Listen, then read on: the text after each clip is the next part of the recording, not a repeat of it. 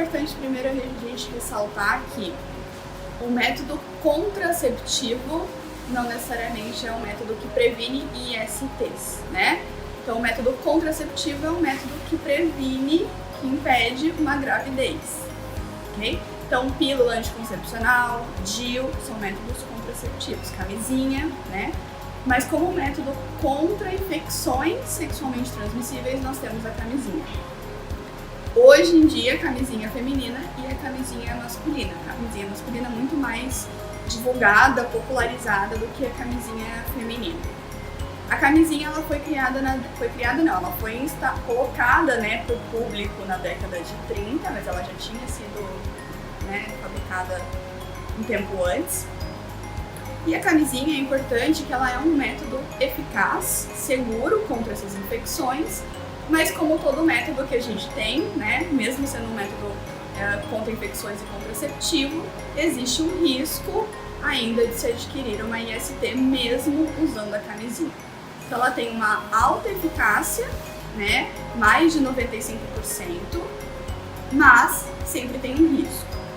E esse risco, ele vem por vários motivos, né? Você pode simplesmente fazer tudo certo e ainda assim adquirir uma IST, ou dependendo do tempo, então a camisinha ela tem uma validade, dependendo do modo como você guarda essa camisinha, ela vai ficar exposta mais tempo ou não aos fatores ambientais, ao sol, ao calor, à umidade, e isso também acaba deteriorando, né, os componentes que compõem o látex da camisinha e, consequentemente, vai diminuir a eficácia desse método, né?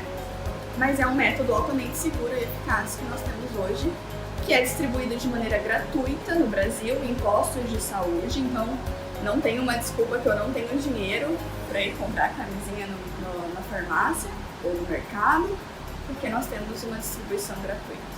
Então sempre é bom ressaltar que mesmo que tenha camisinha, ainda é interessante sempre um período frequente de fazer exames, que isso também pode ajudar, às vezes, a diagnosticar mais cedo alguma doença para tratar ela também.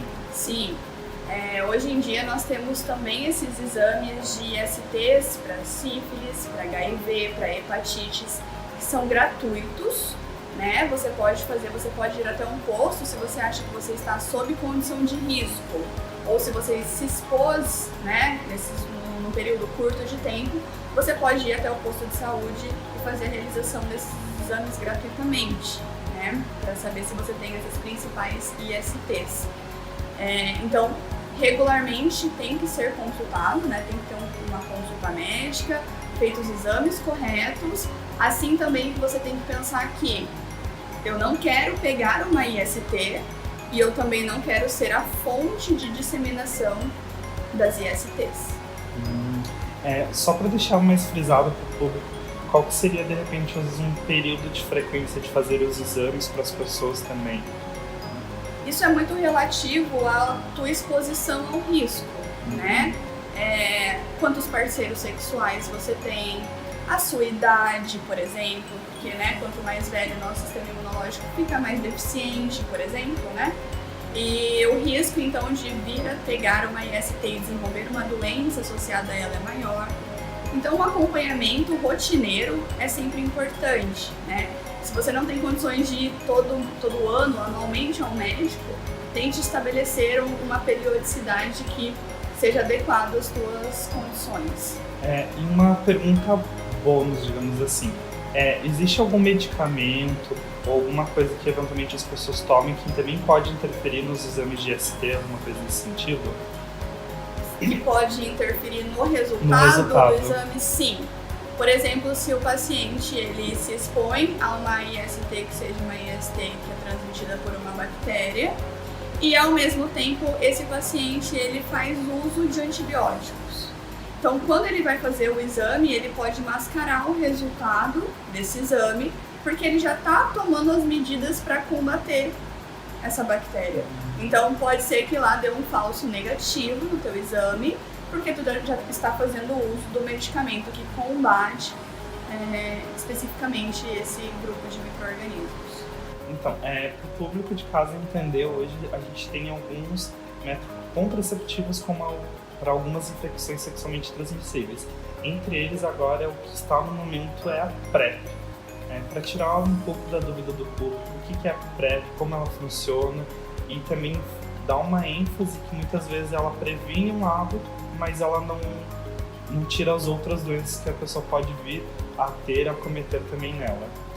A PrEP ela é um termo que é utilizado para você impedir de adquirir uma IST.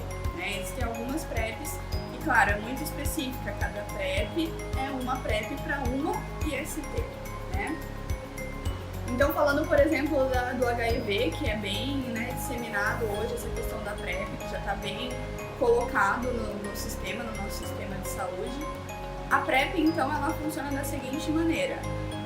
O paciente ou a pessoa, antes dela entrar em contato com o risco, ela toma um medicamento ou um grupo de medicamentos que vão prevenir, que vão evitar que ela se contamine, né? Que ela pegue essa infecção. Então, existem os grupos de riscos para os quais a PrEP ela é destinada. Por exemplo, no caso do HIV, esses grupos de risco são casais no qual um parceiro tem o HIV e o outro não. Então, para evitar que esse outro parceiro tenha, é importante ressaltar que mesmo fazendo uso da PrEP, deve ser mantido o uso da camisinha, né? Associar métodos contra essas infecções, previnam essas infecções. E um segundo grupo de risco importante são os profissionais da área da saúde, né? Que constantemente eles estão sob esse fator de risco por estarem expostos, por terem esse contato direto com os pacientes. Então, eles também entram nesse grupo de risco para prevenir, para evitar que esse paciente, que essa pessoa venha a ter a infecção, né? Ainda é pouco disseminado, a gente também não está ainda com tudo bem certinho, definido, estabelecido, mas é uma coisa que é uma situação que vem crescendo, não a nível Brasil, a nível mundial, né? Então a gente já tem manuais relacionados à PrEP que já especificam bem corretamente como devem ser tomados esses medicamentos, quem pode fazer uso e, claro, sempre sobre acompanhamento médico.